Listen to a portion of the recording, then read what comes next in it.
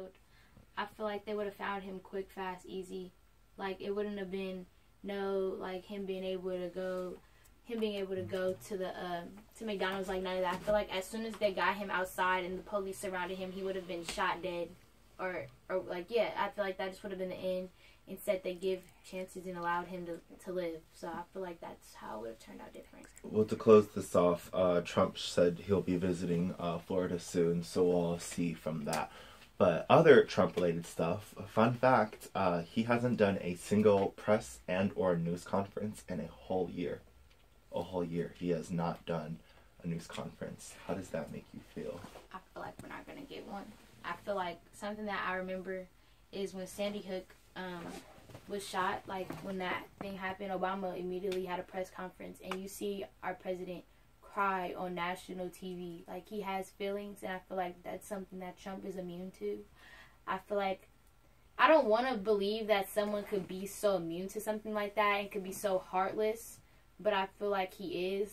I feel like Twitter, like, it's not going to cut it. Like, if you see Obama, okay, you see Obama get on Twitter, you're like, his words, but Trump is on Twitter too much for it to be genuine. Anything he says does not feel genuine to me. It feels so much as, oh, I'm the president, that's my responsibility, I have to do it. I gotta say, when I watched his reaction, like when he was up and talking about what happened in Florida, it looked very robotic by him. Just like, saying like we're praying for the families and like everyone has a right to feel safe. But it's kind of like the question that I don't think he is making people feel safe. And, like, I wouldn't say that that's a priority because since he was elected, hate crimes have been on the rise. Mm-hmm. Yeah. We don't really talk about that. Yeah, I feel like he has someone, I feel like he feels like I would say he has a sort of responsibility for this because we have seen, like, just like Anna mentioned, since he has become president, a lot of hate crimes has occurred, and I feel like he had a lot of supporters down there, and we don't know we don't know Nicholas his political background, but that right there, the president could have influenced him to feel like he was able to actually do something like that and had the power enough to go and just manipulate the school and everyone in it. Yeah, debunking a claim real quick. According to Politico, white nationalists fooled the media about Nicholas, and they claimed that he was a white nationalist. Turns out that's not true, but I also wouldn't have been surprised if he was.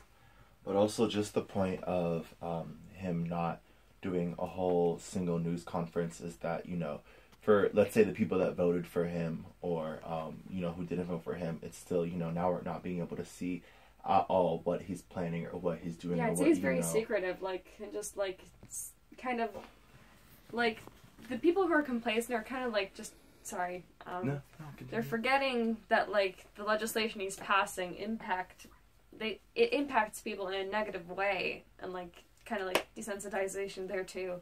But, what does it say about a nation or country or a new age where we're having a president that can't even hold a single news conference within a year, but can have little Twitter fingers and want to be a part of Twitter gang 24/7, even at 3 a.m., talking all types of mess? Well, that just shows how far we need to go. Honestly, when he was elected president, I felt like this whole country felt this sort of vibe of a pushback, essentially, of where we're trying, to meet. And it's just, with him elected as president, it's very divided. It's not, it's not a nation. It's not, some people call this home, but some people don't even feel like it's a home anymore. So you know what I mean? It's just, it's really concerning. It's really concerning. That's really all. Well, actually, there's an old proverb that says the body follows the head.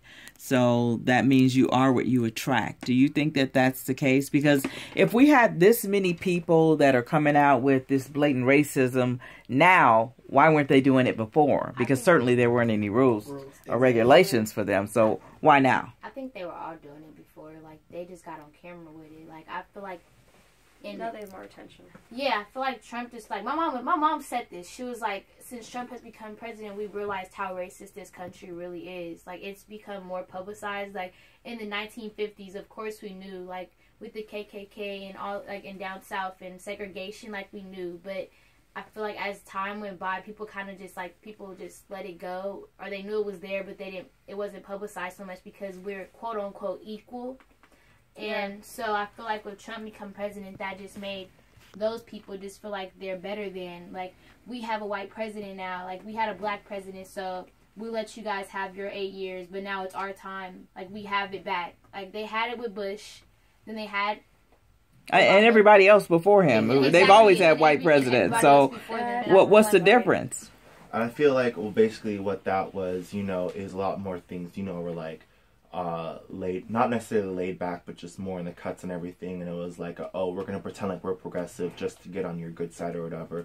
We're going to let you have Obama and everything. But what we see within history, this country do, is we'll go 2 steps forward and 1 step back. So there is a period many times in America where we get presidents like this. Not, of course, at this degree or level of this much just blatant, just monstrous. You know, normally they're more in the cuts with their stuff and more smarter about it.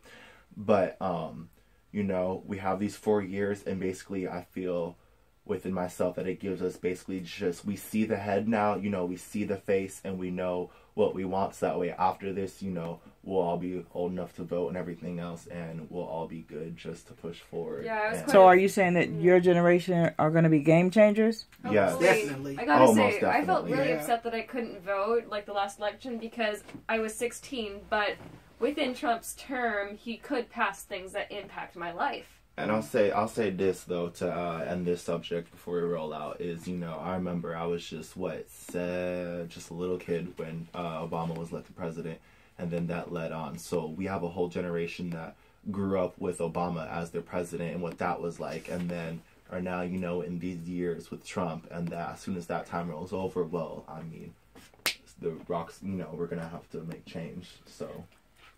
Well, I want you guys to be sure and check out the headlines today, where they're talking about Russians being indicted for fraud. 13 of them. Regarding the 2016 election where Trump did get elected.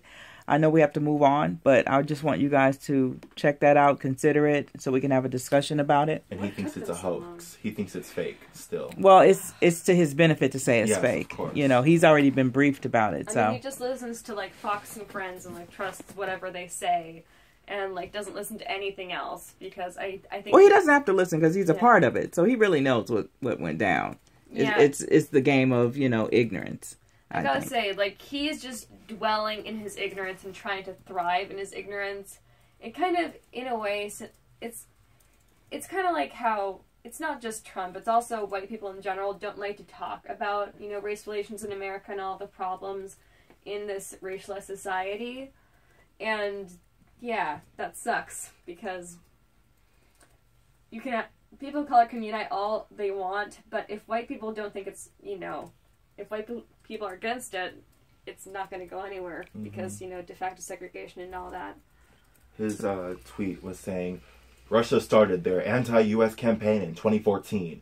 Long before I announced that I would run for president, the result of the election were not impacted. The Trump campaign did nothing wrong. No collusion.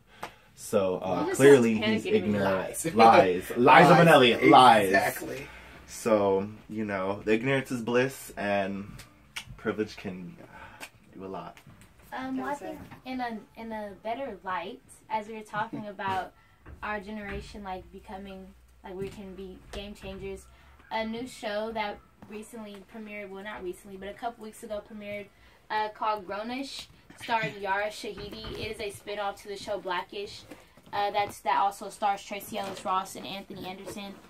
This show is executively produced by Anthony Anderson, and is basically about Yara, or her character Zoe, and she has gone off to college, and she's just experiencing things that girls experience in college, such as boys, balancing school, balancing homework, and also balancing her parents wanting her to come back home and being afraid of what she might learn in this world.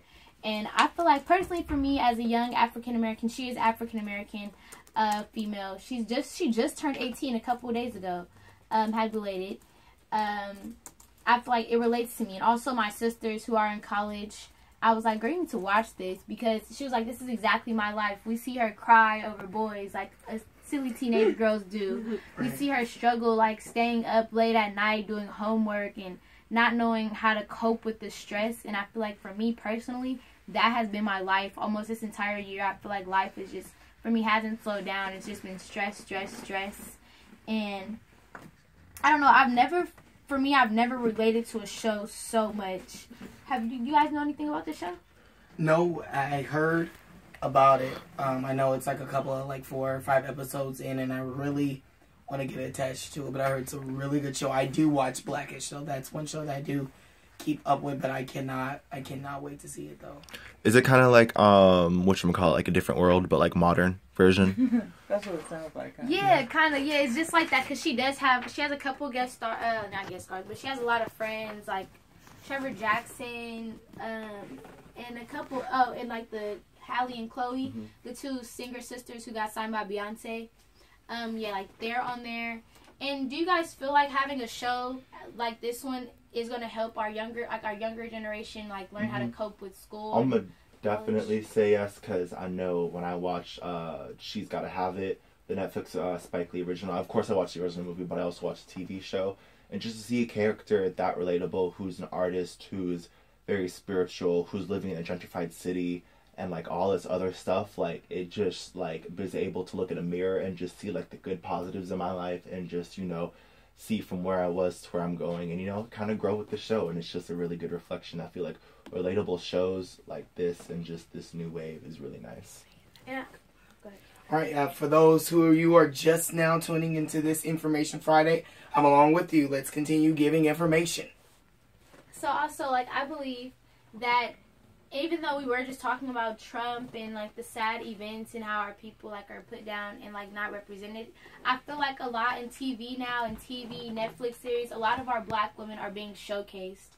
Just like you just said, She's Gotta Have It, Insecure, that's basically has an all-woman crew. It's writers and executive producers, all women of all colors, all genders. We have Grownish, Insecure, like I said, She's Gotta Have It. What's another show? What's that show? Oh my god, I can't believe We have a lot. I know, I just mind blanked. But I feel like a lot of our people are being represented, and that's great. It's showing us a new light on black women, because a lot of movies from the 80s or 90s, early 2000s showcase women as weak. We showcase women as like seducing to the man, like trying to just please a man. And a lot of these shows, the woman is the main character. These men are trying to get to her. They're trying to do for her. They're trying to do good for her. And Black Girl Magic. Exactly, Black Girl Magic. Like, how do you guys? Oh, Dear White People. That's also. Yeah, that's the show. Yes, Dear White People. We see a girl. She struggles with like trying to cope with her black friends and trying to cope with her white boyfriend, and like just the struggles of being in the mix. And just like, how do you guys feel about the black woman being showcased so much more positive now? I love it because, you know, I love just any love and attention on sisters, and it's just really good because, you know, with me, I've always been raised to respect black women and just women in general. I've always been raised to lift them higher. You know, if I'm out on the streets and some boy wants to go ahead and catcall one of my friends, like, I step up, I'm like, what's good? Like, so I just really enjoy it because this is something that I've always wanted and I've always pushed for. And it's just so beautiful because I feel like, you know, it's definitely because, you know, a lot of, which is just really sad, but a lot of just the negatives are just like ignorances that people have are just really honestly because what they see on TV, and that's what they expect in this world. So within this new light, you know, it just gives, you know, people just different sides and everything. Yeah, I really appreciate it. And like, I'm not a female, but I am African American, and just to see like my people out there getting them coins, like, y'all go get y'all coins. And just how, as you were explaining earlier, Mia, how like women are sort of like dehumanized and like desensitized with like such hard topics. Like, I understand like there are women that are being, you know, raped and like, you know, molested and stuff like that, you know, with the whole, Me Too movement and just all that, to recognize that. But just, you have to understand that there's a light to them, and, it's really ascending, like the amazing young lady that's in Black Panther. What's her name?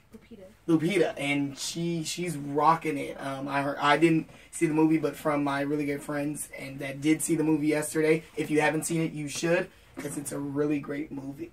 Yeah, the executive producer is actually from Oakland, I heard. Ryan Coogler. Yeah, who's also did the Trayvon Martin movie. And he was also at last night's Grand Lake Theater. He made a surprise appearance at the 10 o'clock show at Grand Lake Theater, which everybody was really shocked. He still lives here in Oakland. And I did see the movie, so I'm not going to give any spoiler alerts, but I can say that he represented Oakland very well. Oakland is represented in the movie. And he knows where he's from. How good the film is? It lived up to every bit of my expectations. I'm one of those people that when I see a really good movie or a really good TV show, I all of a sudden want to be an actress. And it's one of those movies that made me, think, man, I would love to have been in this. Angela Bassett, she's timeless. Her skin flawless. Yes. Her acting ability, as always, is stellar. I mean, a performance that deserves an Academy Award. And also, Chaz Baldwick, what's his name? The lead, Chaz Baldwick. Oh, yeah. He played James Brown. Yeah, he also played Chadwick Baldwin. Oh my goodness, he is amazing.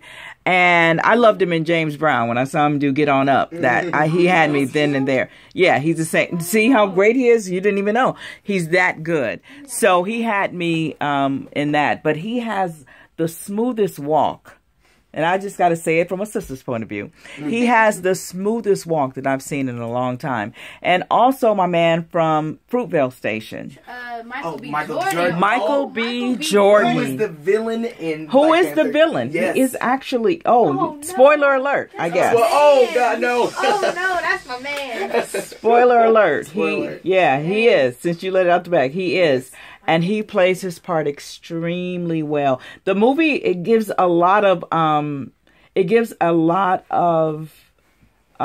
inspiration. I mean, I actually cried in the movie because it was so beautiful to see so many African Americans in power and uniting. And then I guess that will be a spoiler alert. Okay, so anyway, it was empowering and it was uplifting and it made me want to act. That's how much I admire what they did on the screen. And I'm definitely proud of Ryan Coogler because not only did he do a wonderful job in this and in Fruitvale Station and in the prior movie with Sylvester Stallone, he just represented Oakland. He just let you know I'm from the town and this is town business. And I appreciate that. So everybody has to go out and see Panther. They better do justice at the Oscars when it comes to winning down Best Film of the Year. For sure. We're not going to have some little La La Land situation going on. Man. Talk about it. Part 2 Right. or 3. And the technical aspect of it. Some of the side special effects. Oh my goodness. Amazing. Totally amazing. Black magic. I mean, what can you say? Nothing. Totally amazing. So, big ups to Ryan Coogler and the cast of Black Panther. They did their thing. And fun fact, they were doing something called the Black Panther Challenge, and a lot of, I can't remember how many numbers, but thousands of kids were able to go see the movie for free just doing a Black Panther Challenge. It was really dedicated for the youth. All right. Yeah. Hey, Leon, I know that you are new to the crew, so first of all, we all want to welcome you. Bienvenido. Information Friday. Pasa? Yes, great to have you here. But I also know that you're going to be doing a special feature called What's the 411? Yes. Tell us about that. Okay, so What's the 411? It's basically a feature where I just talk about, new hot topics and what's just going on in forming. I'm actually hoping to do something a little more on Black Girl Magic. Mm-hmm. Let me get it correct. For one topic with Viola Davis being considered the Black Male Street. And now she's saying, wow, since I'm the Black Male Street, somebody better have her money. You guys to come and listen to that and hear all about Black Girl Magic for the first feature of What's the 411. Nice. Well, since we got you here, give us one more tidbit because I know you got it. Oh, yes, I do. I have another one. It's Gabrielle Union on to the next okay. one. Yeah, she just, as Mia told me, she just lost her show being Mary Jane, but now she's on to a Bad Boys spinoff. Oh. Who she just casted Dwayne. I'm trying to pull up his last name, so sorry. Oh, Dwayne Martin. So okay. I remember him. Tisha Campbell's husband. There you go. So the series should be coming out soon. They're getting into casting now, and this is based off of the 2003 Bad Boys with Will Smith and Martin. So she's producing it? Yes, she's Black Girl Magic. All right. That sounds good to me. So I know that not only are you going to give us the best in entertainment news, but I believe you're going to be peeping around the hallways at OSA and giving us some 411. Sure, it's going to be anonymously, though. Most definitely. Yes. Well, we're looking forward to it. And the sources.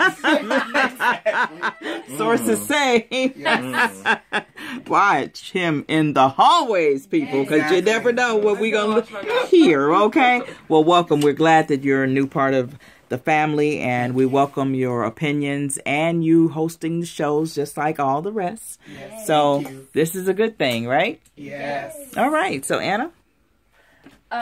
Sorry. Thank you for joining us on Information Friday. I'm Anna Ellis, along with Leon Jones, Mia Haskins, Hirmeros Moon. Keep it locked to KOSARadio.org, where minds, words, music, and rhymes meet. You'll learn it. Yes. Michael B. Jordan, boy.